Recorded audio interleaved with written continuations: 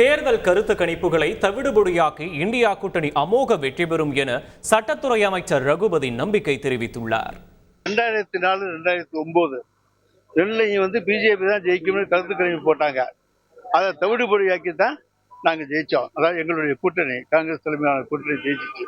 அதே போல இந்த தரமும் தவிடுபொடி ஆகும். இந்தியாவிலே இல்லாத அளவுக்கு நாடாளுமன்ற உறுப்பினர்களுடைய எண்ணிக்கையை இந்த கருத்து கணிப்பு அதிகரிச்சிருக்கு.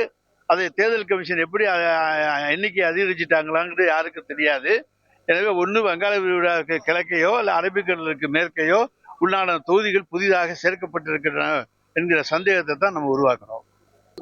தமிழகத்தை அதை மீறி எதுவுமே சொல்ல முடியாது. யாருமே கண்ணை மூடிக்கிட்டே சொல்லிடுவாங்க 40க்கு 40. அதை இங்க எந்த கருத்து கணிப்பும் இங்க எதுவுமே பண்ண முடியாது. தவிடுபடி ஆக்கிடுவோம். அதனால இங்க எதுவுமே மாத்தி சொல்ல முடியாது. சொன்னா யாருமே நம்ப மாட்டாங்க. செய்திகளை உடனுக்குடன் தெரிந்து கொள்ள உடனே சப்ஸ்கிரைப் பண்ணுங்க.